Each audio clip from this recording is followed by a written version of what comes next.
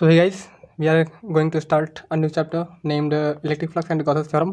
So ये इस chapter में हमें इस चैप्टर की ज़रूरत हमें क्यों पड़ी, ये चैप्टर दिया क्यों गया ये बुक में। सो ये दिया क्यों गया, ये दिया इसलिए गया चैप्टर। हमने याद किया था पिछले चैप्टर में हमने कुछ वैद्युत क्षेत्र के बारे में कुछ पढ़ा था। सो वैद्युत क्षेत्र कैसे उत्पन्न किया जाता है, एक छोटे से चार्ज के साथ एक बिंदु आवेश के साथ कैसे विद्युत क्षेत्र उत्पन्न होता है और कैसे किसी प्लेट के द्वारा विद्युत क्षेत्र उत्पन्न किया जाता है, इस चीज़ों को अब हम इस चीज़ को डीप में जानेंगे। पीछे में वैद्युत क्षेत्र दिया गया था, इसलिए यहाँ पे वैद्युत क्षेत्र के बारे में काफ़ी डीप इन्फॉर्मेशन देना चाहते हैं, ठीक ना। इस सिलेबस में डीप इन्फॉर्मेशन आपको वैद्युत क्षेत्र के बारे में होना चाहिए।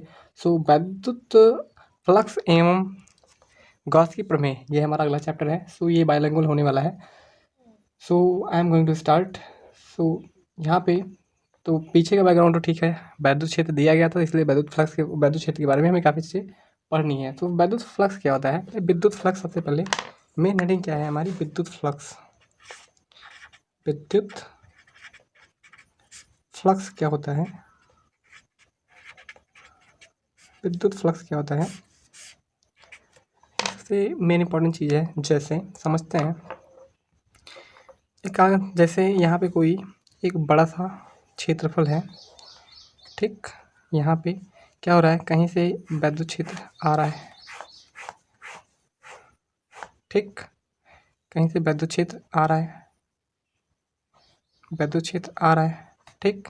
इसमें अगर हम किसी छोटे से ऑब्जेक्ट में, मतलब छोटे से पार्ट में अगर हम वैद्युत क्षेत्र निकालते हैं तो वही कहलाता है क्या, आपका वैद्युत फ्लक्स कहलाता है। मतलब एकांक क्षेत्रफल से होकर गुजरने वाले वैद्युत बल रेखाओं की संख्या को वैद्युत फ्लक्स कहते हैं। मतलब एकांक क्षेत्रफल से यहाँ जितनी वैद्युत फ्लक्स जितनी वैद्युत बल रेखाएं गुजर रही हैं उसको क्या कहते हैं, वैद्युत फ्लक्स कहते हैं। इसकी डेफिनेशन लिख सकते हो, एकांक क्षेत्रफल से होकर किसी वैद्युत क्षेत्र में, ऐसा लिखो, किसी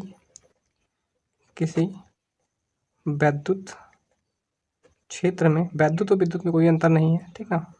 किसी वैद्युत क्षेत्र में किसी वैद्युत क्षेत्र में एकांक का मतलब एक फिक्स अंक होगा उसका, एकांक क्षेत्रफल से होकर गुजरने वाला संपूर्ण या गुजरने वाली वैद्युत बल रेखाओं की संख्या को वैद्युत फ्लक्स कहते हैं, वैद्युत फ्लक्स कहते हैं। सो यहाँ तक आपको क्लियर होना चाहिए। जैसे यहाँ पे अगर मैं छोटा सा मान लेता हूँ ऑब्जेक्ट, यहाँ से वैद्युत बल रेखाएं जा रही हैं, ठीक, यहाँ से टकरा के निकल रही हैं, इस बार निकल रही हैं। सो इस क्षेत्रफल, इसका जितना क्षेत्रफल है, ठीक ना, यहाँ पे मैं मान लेता हूँ इसका क्षेत्रफल कितना है, ds है, डेल्टा s है, यह मान लेते हैं इसका क्षेत्रफल, मान लो अभी a है, ठीक। तो वैद्युत बल रेखाओं की संख्या टोटल। सो इसको कैसे, जैसे ये इसी पूरे ऑब्जेक्ट का पार्ट है। सो ये वाला पार्ट देखो, यहाँ पे ये पूरा छोटा सा पार्ट है। अगर हम इस छोटे से पार्ट का समाकलन कर देंगे तो ये पूरे पार्ट का वैद्युत फ्लक्स निकल आएगा। सो इसको फाई से डिनोट करते हैं, जो ये वैद्युत फ्लक्स होता है इसको फाई से डिनोट करते हैं, फाई ई से इलेक्ट्रिक फ्लक्स होता है, मतलब इलेक्ट्रिक चार्ज की वजह से इसे फ्लक्स आ रहा है। सो इसमें बल रेखाएं गुजर रही हैं। सो ऐसे चुंबकीय बल रेखाएं नहीं गुजर रही हैं, इसमें विद्युत बल रेखाएं गुजर रही हैं, इसलिए यहाँ पे ई लिखा है, ठीक ना। ये विद्युत के अंदर हम पढ़ रहे हैं इसको, तो यहाँ पे एस लिखा है, ठीक। और यहाँ पे सॉलिड की बात हो रही है, ठीक ना। यहाँ पे ई डी एस,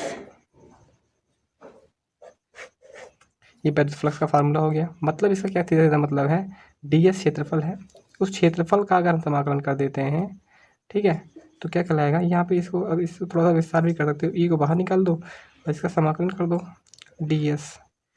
इस तरह से ये भी फार्मूला निकल के आया ना। सो यही फार्मूला होता है आपके वैद्युत फ्लक्स का। यहाँ पे नोट करने वाली बात क्या है, इसको नोट कर लीजिएगा बिल्कुल। जब जब विद्युत बल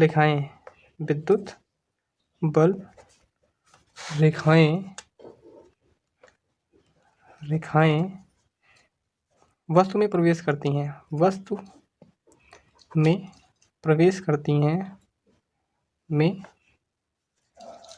प्रवेश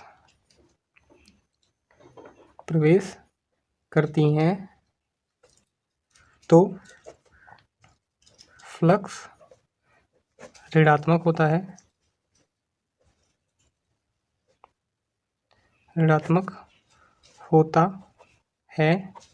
तथा जब बाहर निकलती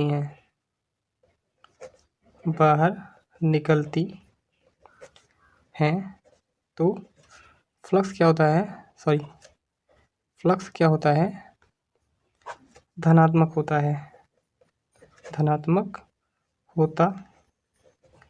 है। ठीक, यहाँ पे इतना नोट करने वाला पॉइंट था। अब अगर आगे हम क्या करें,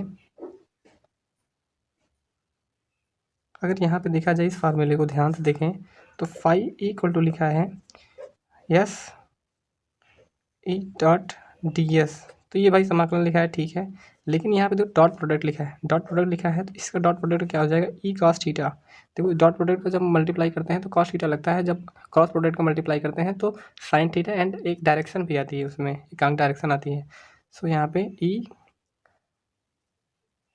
डी एस कॉस थीटा, ठीक, डी एस मतलब डी के सापेक्ष अभी भी इसका समाकलन बाकी है। तो यहाँ पे ई कॉस थीटा को बाहर निकाल दो, यहाँ पे कॉस थीटा क्या है, यहाँ पे ये कांस्टेंट है और यहाँ पे डी एस, ठीक है, उसका क्षेत्रफल। सो ये फाई ए का फार्मूला निकल के आता है। कहीं कहीं पे ये चीज़ें भी दी रहती हैं, ई डी एस कॉस थीटा या ई एस कॉस थीटा।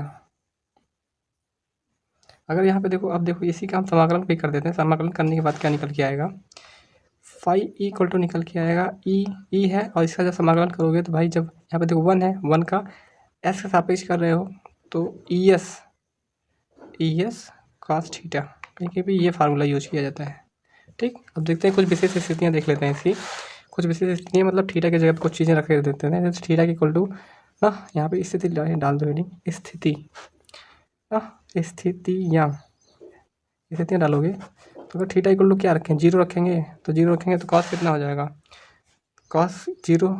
देखो फाई इक्वल टू क्या हो जाएगा, फिर 0 रखने पे कॉस 0 हो जाएगा, कॉस 0 का वैल्यू 1 होता है, तो मतलब ई एस मैक्सिमम होगा, क्या होगा, मैक्सिमम, ठीक, मैक्सिमम होगा। अगर दूसरी स्थिति थीटा इक्वल टू क्या रख दें, 90 रख दें, तब क्या होगा, थीटा पे 90 पे कॉस 0 हो जाता है, तो फाई इक्वल टू क्या हो जाएगा, मिनिमम हो जाएगा। चित्र से भी हम समझेंगे अभी।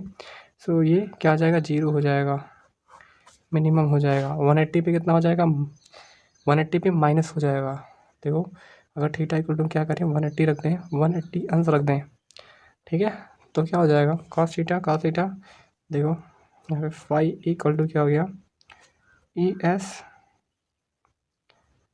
एस कॉस थीटा का वैल्यू कितना हो गया, कॉस 90 प्लस 90, तो 90 प्लस 90 किस चतुर्थांश में जाता है, सेकंड चतुर्थांश में जाता है। सेकंड में कॉस माइनस होता है, तो यहाँ पे साइन हो जाएगा, लेकिन माइनस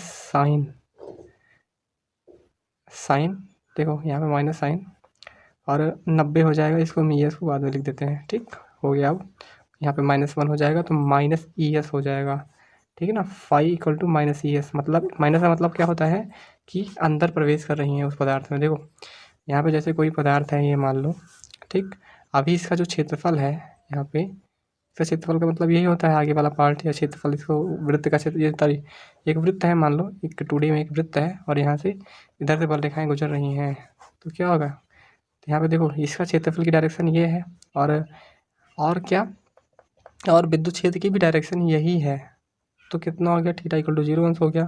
तो यहाँ पे देखो मैक्सिमम रेखाएं गुजर रही हैं। अगर इसी चीज़ को ऐसे बनाया जाए, यहाँ पे क्षेत्रफल ऊपर की डायरेक्शन में हो और विद्युत बल रेखाएं ऐसे गुजर रही हों, तो क्या हो जाएगा, तो यहाँ पे थीटा इक्वल टू, देखो इसका क्षेत्रफल की डायरेक्शन ये हो गई, विद्युत ई की डायरेक्शन यहाँ पे इधर हो गई, ये ई की डायरेक्शन हो गई, ये डी एस डायरेक्शन हो गई, ठीक। सो ये कितना हो जाएगा, यहाँ पे मिनिमम होगा, थीटा इक्वल टू ये 90 अंश का केस होगा। देखो यहाँ पे बहुत कम बल रेखाएं गुजर रही हैं, बहुत कम क्या, मिनिमम नथिंग के बराबर गुजर रही हैं, मतलब 0 गुजर रही हैं। ठीक। अब उसके बाद देखिए अगर कहीं पे माइनस डायरेक्शन दिया रहे तो देखो ये एक पृष्ठ हो गया, वैद्युत बल रेखाएं इधर जा रही हैं इधर की डायरेक्शन में, और इसका क्षेत्रफल इस डायरेक्शन में है, इस डायरेक्शन में मतलब 180 अपोजिट है उसके, 180 अपोजिट है, थीटा इक्वल टू 180 आंसर, मतलब इसमें प्रवेश कर रही हैं। ठीक, तो ये था तीनों स्थितियाँ थी। अब चलने वाले हैं, हम आगे पढ़ने वाले हैं, आगे पढ़ने वाले हैं इसके मात्रक तथा विमाएँ क्या होती हैं। देखो मात्रक की अगर हम बात करें, तो मात्रक क्या होता है विद्युत फ्लक्स का, इसके फार्मूला निकाल लो भाई। तो फार्मूला क्या था, यहाँ पे ई एस लिखा है, देखो फार्मूला यहाँ पे क्या लिखा है, फाई इक्वल टू, चलिए यार नीला कर लिए हैं तो फाई इसका क्या करेंगे फालतू का, सो थीटा इक्वल टू, यहाँ पे phi equal to E S cos theta होता है। तो ई का फिर क्या होता है, न्यूटन पर कूलाम क्या होता है, ई का मात्रक होता है, और एस का मात्रक क्या होता है, मीटर स्क्वायर। तो क्या हो जाएगा इसका मात्रक, फाई ई का मात्रक हो जाएगा न्यूटन मीटर स्क्वायर पर कूलाम, ये इसका मात्रक हो जाएगा। अगर हम इसकी बीमा की बात करें तो बीमा बराबर हो जाएगा, देखो न्यूटन की बीमा क्या होती है, ml kilogram ml t minus 2, यही तो होता है किलोग्राम मीटर पर सेकेंड स्क्वायर, यही होता है, और मीटर का स्क्वायर क्या हो जाएगा m का 2। ठीक, नीचे कूलाम का क्या हो जाएगा, कूलाम दो क्यू बराबर आई टी होता है, आई का ए होता है, टी का कितना होता है, टी का टाइम, ठीक है। तो ए टी होता है, तो यहाँ पे ए एंड टी, तो इसको एक सीधे ऊपर फॉर्म में लिख दो। तो यहाँ पे देखो m है, m स्क्वायर हो गया, ठीक ना, m क्यूब हो गया, यहाँ पे l है, तो यहाँ पे l तो कहीं नहीं है, l को लिख देते हैं। तो देखो यहाँ पे t की पावर क्या है, t की पावर 2 है, यहाँ पे 1 है,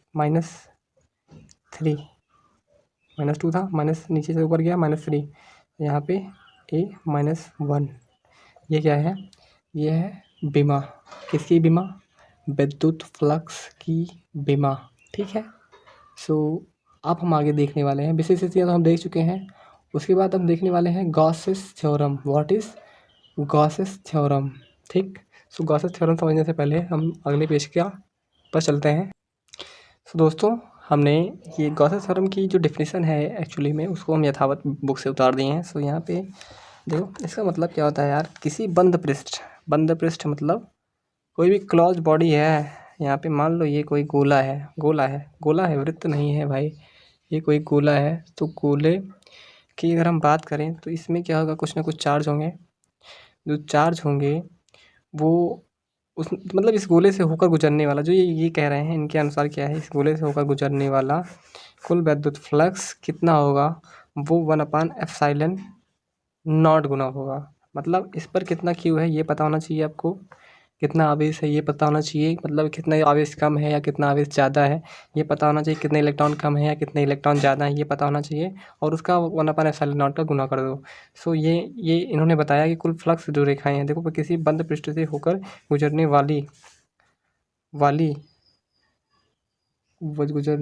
वाला, ठीक ना, फ्लक्स को यहाँ पे फुलिंग में ले रहे हैं, ठीक है।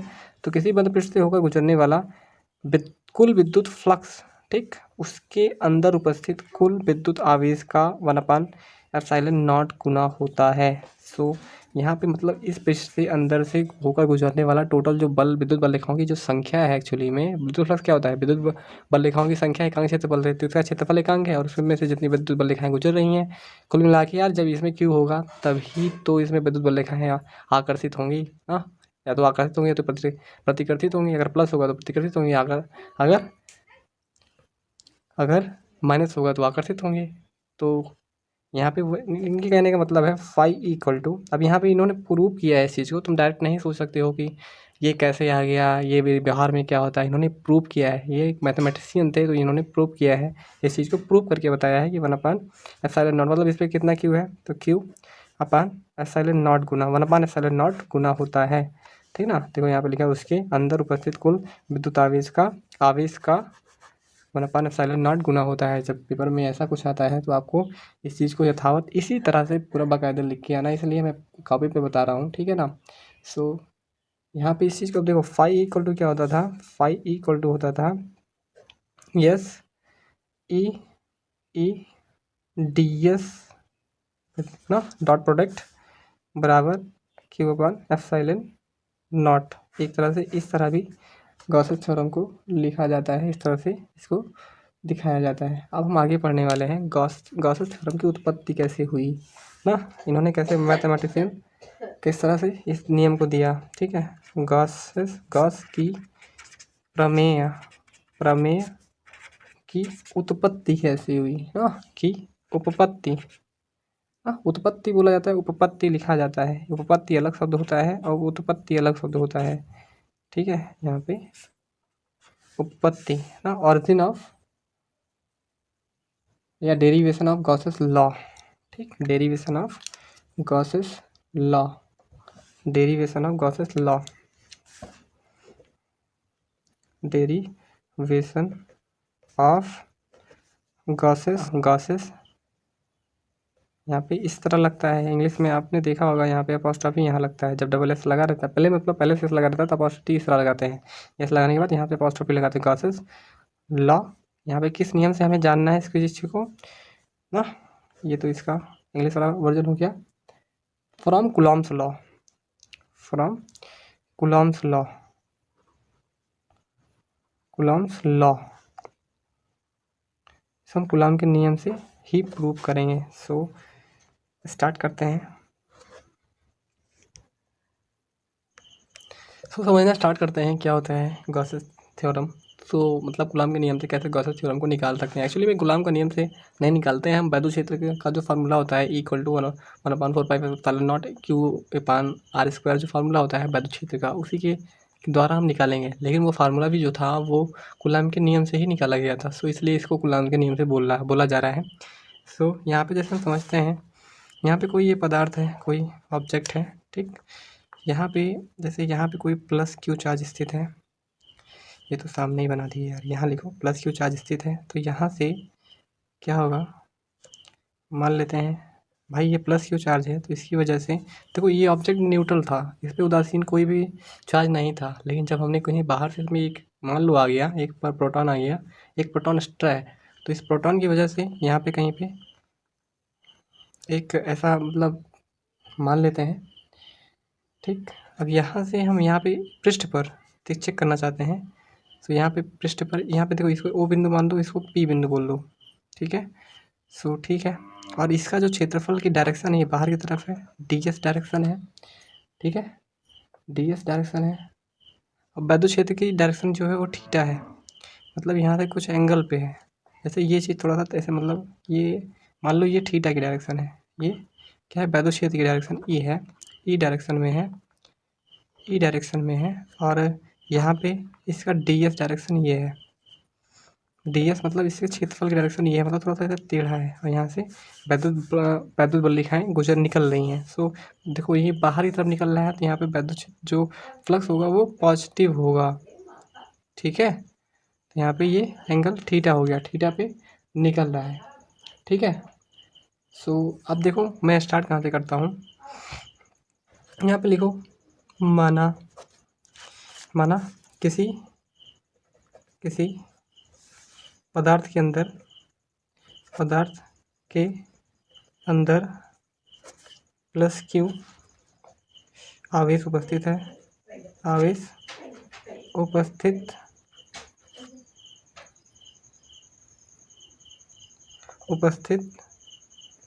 उपस्थित है के कारण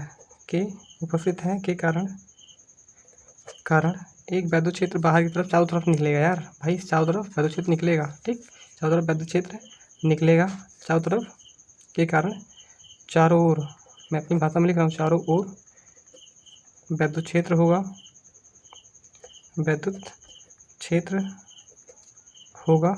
चारों तरफ वैद्युत क्षेत्र होगा, ठीक। अब यहाँ पे देखो, यहाँ से वैद्युत क्षेत्र को हम इस पे निकलना चाहते हैं, तो यहाँ से यहाँ तक की बीच की दूरी कितना हो गई, आर दूरी हो गई। सो फार्मूला क्या होता है, वैद्युत क्षेत्र का फार्मूला क्या होता है ना, सो वैद्युत क्षेत्र का फार्मूला होता है E equals 1/4 pi epsilon naught Q upon R square. मतलब देखो भाई इस प्लस चार्ज की वजह से इस पॉइंट पे निकालना है, तो बीच की दूरी तो हमें पता होना चाहिए यार, होगी बीच की दूरी।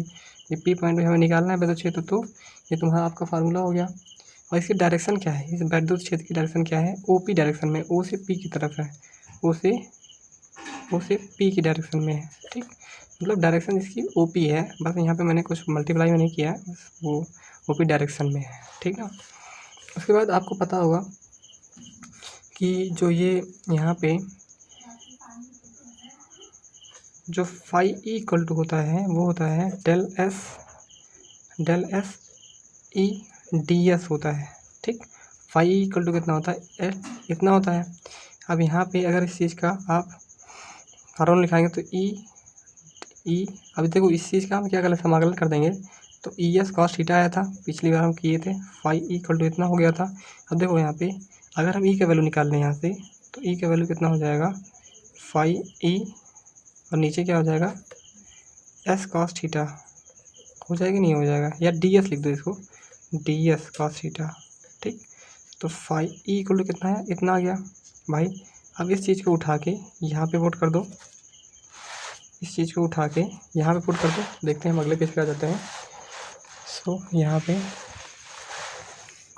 इस ई का वैल्यू उठा के यहाँ पुट करना है। ठीक ना, तो यहाँ पे हम पुट कर देते हैं, तो यहाँ पे हो जाएगा फाई ई इक्वल्स हो जाएगा डी एस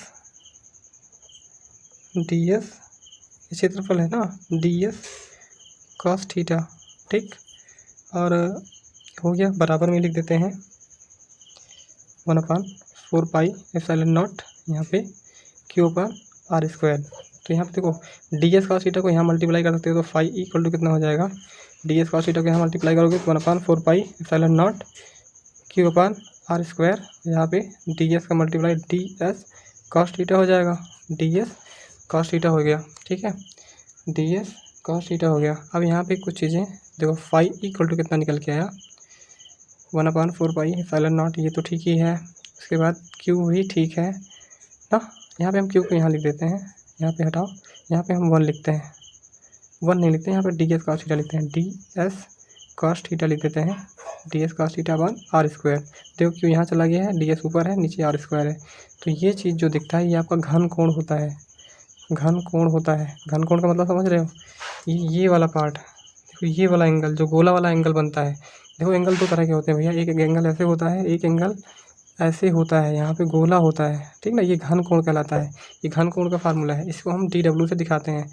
तो यहाँ पे Q upon 4 pi epsilon not, और इसको डी डब्ल्यू से दिखाते हैं, तो फाई इक्वल टू कितना हो गया, डी डब्ल्यू। ठीक ना, ये इतना हो गया। इसके बाद अब देखो डी डब्ल्यू हो गया, तो अब आप क्या करिए इसका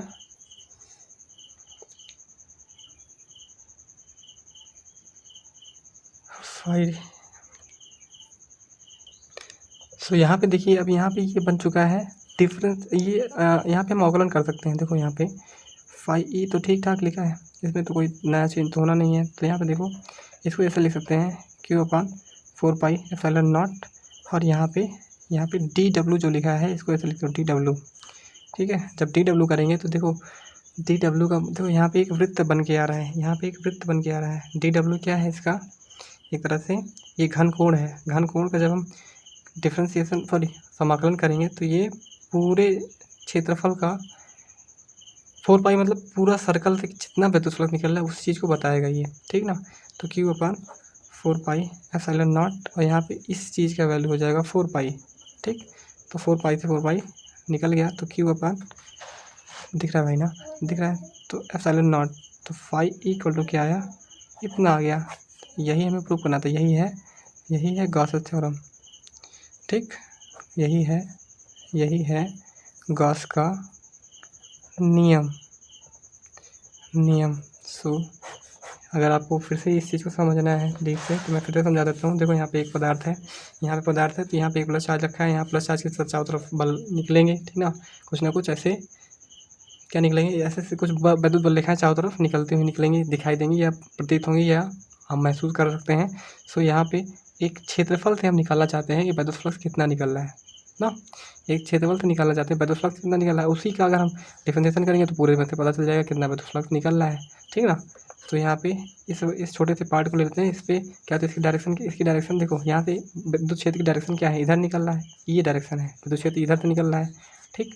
और यहाँ पे ds इस क्षेत्रफल का क्या है, जो क्षेत्रफल की जो उसका एंगल होता है सामने की तरफ, जो उसका मुंह होता है, जो उसका सिरा होता है, या जो उसका क्षेत्रफल सामने की तरफ होता है, उसका डायरेक्शन क्या है, ds है ना, ठीक है। तो हमने क्या किया, पहले क्या उठाया है, माना कि पदार्थ के अंदर प्लस की आवेश उपस्थित है, ये तो मान लिया मैंने, के कारण चारों ओर वैद्युत क्षेत्र होगा चारों तरफ। तो यहाँ पे मैंने एक क्षेत्रफल में निकालना है, तो यहाँ पे E = 1/4 पाई Q/r²। देखो ये क्षेत्रफल है, यही है इस चीज़ का, ठीक।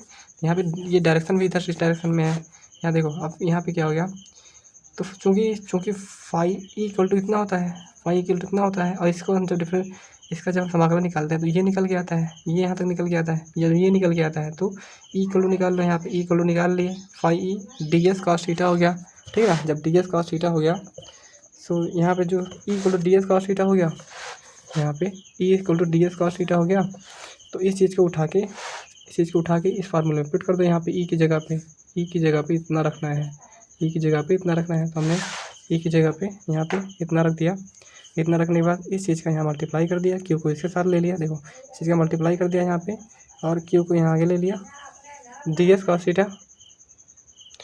तो यहाँ पे ये इतना पार्ट हो गया, क्योंकि इसके साथ लगा दिए हैं, और इसके बाद इतना चीज़ क्या हो गया, घनकोण हो गया, ठीक। इतना चीज़ घनकोण हो गया, घनकोण ही होता है भैया, घनकोण का हो जाएगा तो कहीं एक भी पीडीएफ प्रॉपर बना दिया जाएगा। तो घनकोण हो गया, इसका मतलब हो गया डी डब्ल्यू। अब यहाँ पे देखो ये समाकलन हो सकता है, समाकलन देखो ये तो कांस्टेंट है पूरा, तो कांस्टेंट को बाहर लिख दिया, समाकलन इसका समाकलन कर दिया, तो यहाँ पे 1 है, 1 का W हो जाएगा। W मतलब होता है एक वृत्त, ठीक ना।